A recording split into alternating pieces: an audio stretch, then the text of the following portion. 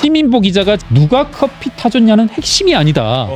솔직히 이제 쌍욕이 나오더라고요. 윤석열이 커피를 타줬다. 이 프레임으로 대선 3일을 앞두고 장사를 해놓고서는 대선 한 2주 전부터 본격적인 대대적인 작업을 하거든요. 커피로 말미암아서 이 대장동 사건의 핵심이 누구이냐, 결국은 주범은 윤석열이다, 이걸 부각시키려고 했던 거죠. 윤석열 검사가 직접 커피를 타주지 않았다는 게 분명히 드러나거든요. 예. 지금 뉴스타파의 행보들 전혀 앞뒤도 맞지 않고 거짓으로 일관된 변명으로 일관하고 있다. 마치 자신들이 언론 자유의 투사인 마냥 참 뻔뻔하다.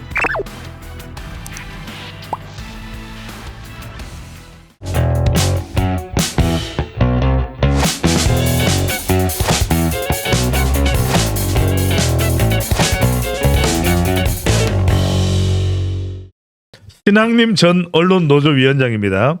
조금 전에 검찰 출석을 했다고 합니다. 포렌식 작업을 창간하고 있다는데 바로 이 1억 6,500만 원을 받은 것으로 알려져 있는 신학님 전 언론노조위원장의 검찰 추가 수사입니다. 예.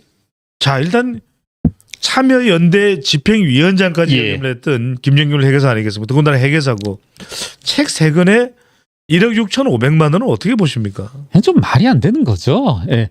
이 세 권의 책은 시중에 출판되지 않은 책입니다. 그러니까 출판도 안 됐어요. 그렇죠. 일반인들은 매입이 불가능한 그런 그런 책입니다. 이와 같은 1억 6,500이라고 하는 것은 신학님 씨 같은 경우에는 당시 뉴스타파의 전문위원이어서 김영란법에 곧바로 저촉이 됩니다. 예. 곧바로 저촉이 되기 때문에 이것을 피하기 위한 알리바이로서 1억 6,500을 대가성으로 위장하기 위해서 책 출판물을 3권 받고 그리고 1억 6,500만 원을 줬다.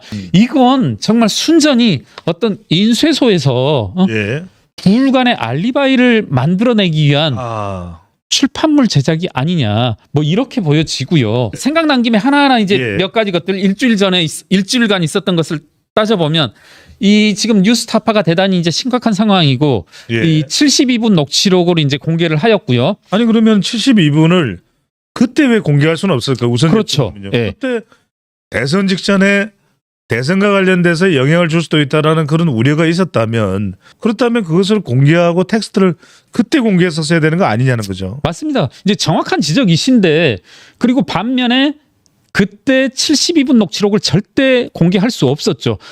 말씀하셨듯이 72분 녹취록에서는 윤석열 검사가 직접 커피를 타주지 않았다는 게 분명히 드러나거든요.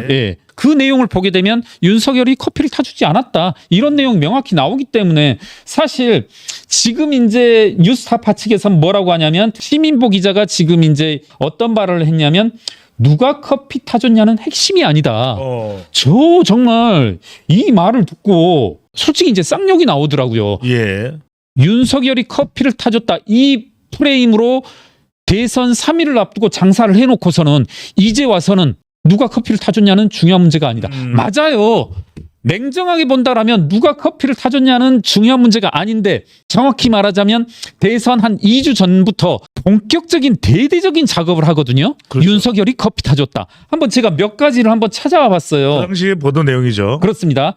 JTBC가 2월 21일 날 봉지욱 기자가 보도를 하는데 봉지욱 기자는 현재 뉴스타파로 옮겨서 있습니다. JTBC 윤석열이 조우영에게 커피 타줬다고 나무기 진술, 그리고서 사건은 없어졌다, 이런 내용들을 하고 빠져선 안 될 안민석 의원이 곧바로 호응을 하죠. 대장동은 윤이 커피 타주면서 무마하려고 한 커피게이트.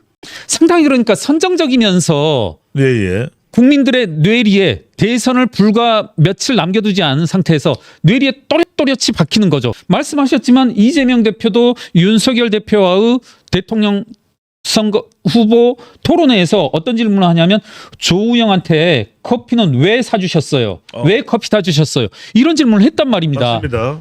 지금 시점에서 냉정히 보자면 커피를 누가 타주냐는 중요하지 않아요.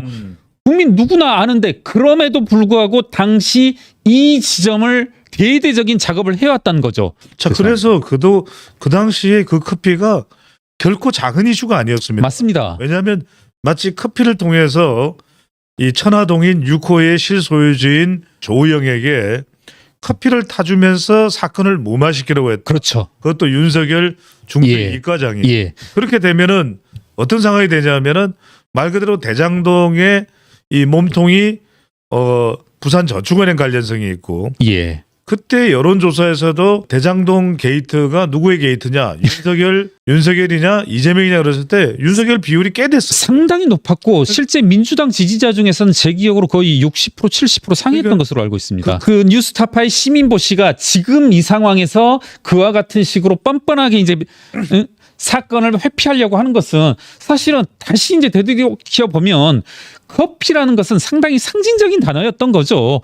커피로 말미암아서 이 대장동 사건의 핵심이 누구이냐. 결국은 커피를 매개로 대장동의 핵심은 주범은 윤석열이다. 이걸 부각시키려고 했던 거죠. 그러니까요. 지금 도무지 이해가 안 되는 것 중에 하나는 이겁니다. 뉴스타파의 신학림 전 위원장이 전달한 것은 대선 5일 전입니다. 맞습니다. 예. 아니 대선 5일 전에 그것도 인터뷰는 2021년 9월 달에 한 내용을 예. 쟁여두고 있다가 관련 내용이 다 공개되는 것도 아닌데 예. 뉴스타파에 대선 5일 전에 전달할 이유가 뭐냐? 어떻게 보십니까? 이것 때문에 민주당 배우설, 신학림 노조위원장발 대선 판뒤적기 이런 예. 얘기가 나옵니다. 그렇습니다. 이제 이 6개월이 경과한 시점에서 받은 신학님의 인터뷰 내용에는 제가 이거 단언할게요. 단 하나 새로운 것도 없고 그중에서 사실인 것도 없다. 저는 이거 대단히 중요하다고 보는데요.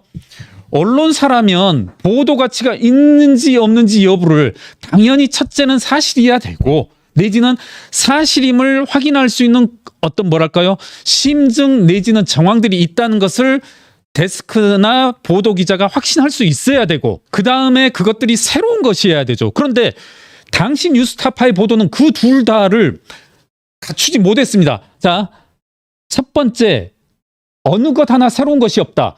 이 뉴스타파의 신보 씨가 김태현 정치쇼에 나와서 이 부분을 인정을 해요. 새로운 것은 없다. 새로운 것이 없다라면 보도할 가치가 있을까요? 그 당시에 지금 이 김만배 신학님 인터뷰 내용들 다 2번, 3번, 4번 쥐어짠 내용들입니다. 계속해서 윤석열 대통령 당시의 대선 후보에게 부산저축은행 관련설을 네. 계속 제기해왔던 거죠. 그렇죠. 민주당에서. 맞습니다. 새로운 게 하나도 없고 그렇죠. 모두 다 거짓이었다라는 거. 자, 그다음에 뉴스타파가 무슨 내용을 하나 했냐면 72분짜리를 다 공개하면서 개인 간의 사적 대화이다. 한번 쭉 봐라. 이게 어떻게 기획된 인터뷰이고 심지어는 신학림 씨가 나중에 김만배한테 몰래 녹음한 걸 사과했다. 15년, 20년 만에 만났다는 얘기를 하거든요. 신학님이 김만배한테 그렇게 말해요. 20년 만에 만난 전화번호로도 모르던 같은 현직에 있던 사람이 앉자마자 김만배가 신학님한테 대장동의 구조는 시시콜콜한 걸 쭉 설명해 나가거든요. 뭔가 이게 누군가에게 알리고 싶다라는 그럼요. 의미가 아닌 이상은 예, 십몇 년 만에 만난 사람을 앉혀두고 그렇게 자세한 내용을 예. 그것도 대선에 영향을 줄 만한 내용을 이야기할 일은 없을 텐데 잠깐 요거 말씀드리고 이어가겠습니다. 검찰은 공범 김만배가 석방돼 있어 신학님과 밖에서 말 맞출 우려가 있다는 점을 감안해서 조만간 신씨 구속영장을 청구할 방안을 검토 중이라고 합니다. 김만배 재소환도 계획 중입니다. 이게 상당히 심각하네요. 맞습니다. 저는 이 부분 조금만 더 말씀드리면 아까 제가 이 김만배의 구속영장 심판 청구에서 나왔던 녹취록 일부를 이제 기자분들이 공유를 해줬는데 검찰의 발언입니다. 검찰의 발언이 김만배가 이와 같이 말했다고 합니다. 미국에 있는 남국에게 전화해서 이제 우리랑 이재명은 한 배를 탔다. 이재명이 살아야 우리가 산다. 변호사에게 이렇게 얘기했다고 합니다. 잘 토낄게요. 네. 그러니까 유동규 영장은 검찰이 저에 대한 조사 없이도 나올 거고 그 다음은 저를 채갈 텐데 잘 토낄게요. 네. 이만큼 김만배는 도주의 우려도 강하고 증거인멸의 우려도 이 남욱과 입맞추는 게 증거인멸 아니겠습니까? 그래서 저는 뭐 이와 같은 검찰의 문제의식 신 씨와 김만배가 또 만나서 어떤 식의 것이든 증거인멸과 도주의 우려가 뚜렷하니까 김만배와 신학님은 구속을 해야 된다. 저는 이렇게 봅니다. 예. 그래서 이 말씀을 조금만 이어보게 되면 예. 지금 뉴스타파의 행보들 전혀 앞뒤도 맞지 않고 그리고 이 지금에서조차 거짓으로 일관된 변명으로 일관하고 있다. 아니, 그리고 뉴스타파가 말 그대로 탐사 언론이라면 예. 뭐 윤석열 대통령을 추적하는 것도 중요하겠지만 이재명 대표는 더 많은 지금 의혹들이 있거든요. 그렇습니다. 왜 이건 예. 안 뒤지죠? 아까 뉴스타파 시민보 씨가 나와서 SBS에서 나와서 뭐라고 했냐면 왜 이 자료를 지금에서야 주느냐. 이것도 저는 거짓말일 가능성이 99%다.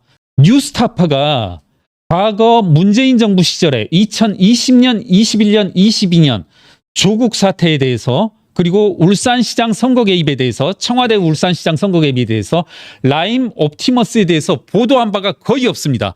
대장동에 대해서 보도한 바가 거의 없습니다.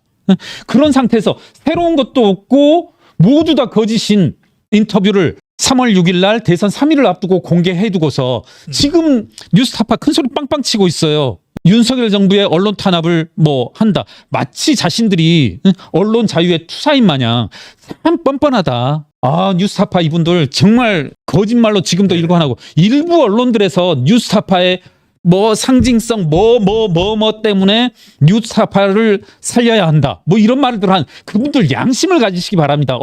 대개는 언론인들인데 언론인으로서 양심을 좀 가지기를 바라고 그분들 금전으로 보도를 사고 판 이와 같은 거래에 대해서 입을 다물고 심지어는 뉴스타파를 옹호하는 그와 같은 발언을 하는 이와 같은 언론인들은 반성해야 된다.